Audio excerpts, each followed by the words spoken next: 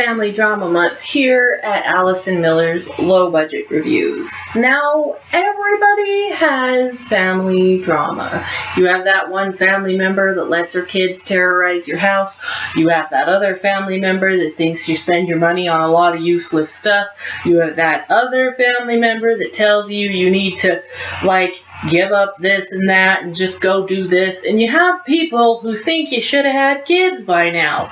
Or whatever's going on in your life. You could have somebody tell you, hey, you're not going to make any money off of that whole liberal arts degree, which you probably won't.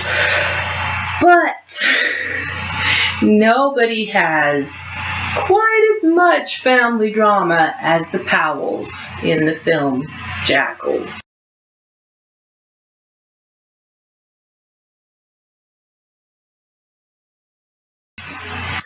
In the film Jackals, the Powells are struggling with their oldest son up and joining a cult and running off and abandoning his family and his wife, and I believe it's a daughter.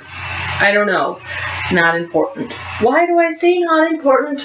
Well, this movie is as basic as pumpkin spice and Ugg boots. It is so basic and unmemorable. I don't even remember the kids' names. They have first and last names, but I don't remember their names. I do remember that it had Stephen Dorff and Deborah Kara Unger in it, but other than that, I don't remember much. So, this guy kidnaps the son, and they take him back to this secluded cabin where there's a lot of childhood memories, hoping to deprogram him, hoping that if he sees mom and dad and brother, wife and baby, he'll be like, oh, I don't need to join the Jackals. My name isn't God of the Sunrise or whatever dumb shit he calls himself. And it doesn't work out. Now, since I forgot to do best scene and worst scene in the Bloody Mary thing, and I really don't want to go and be like, oh, here's this and that, let's get that out of the way right now. Best scene is when the brother, who has been telling the family all along, let him go, let him out there, he abandoned us, fuck him, let him go, gets tied via those little swingy things, those little Olympic rings that you had on swing sets back when you were allowed to play outside. That's those little Olympic rings. He's tied in them, and his hands are hanging out like this. I look like there's two swans. This is what YouTube's gonna pick as a thumbnail. Anyway, he's tied in them, and the Jackals are pouring gasoline on his hands. And it's a good scene, not because I think this kid should be have his hands slowly burned to death or anything. It's a good scene because of the mounting tension. And because the kid, the boy, is saying all along that he is the least important son, that you liked this other kid more because of this reason and that reason and so on and so forth, and it just proves him right.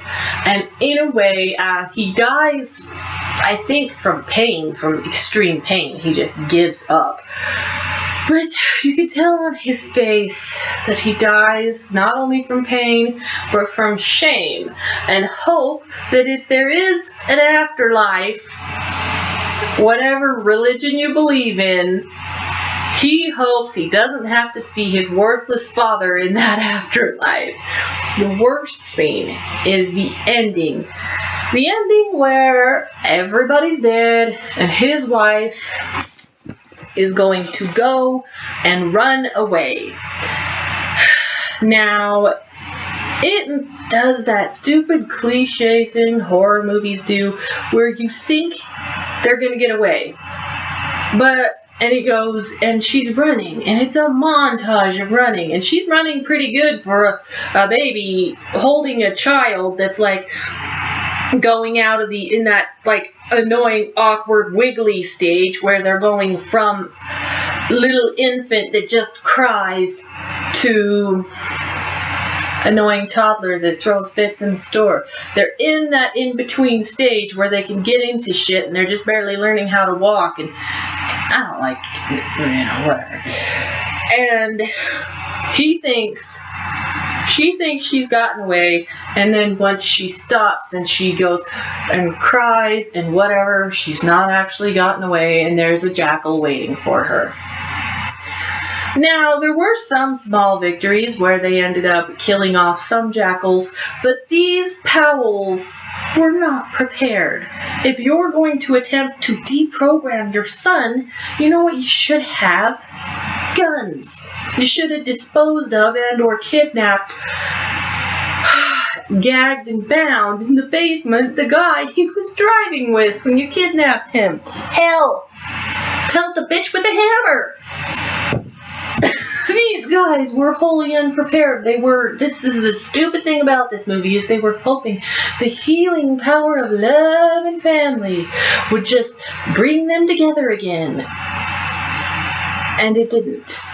It threw me a curveball in a way that it wasn't. The killing was happening for a reason. They had their leader, and it's like, give us our freaking leader back and we won't hurt you.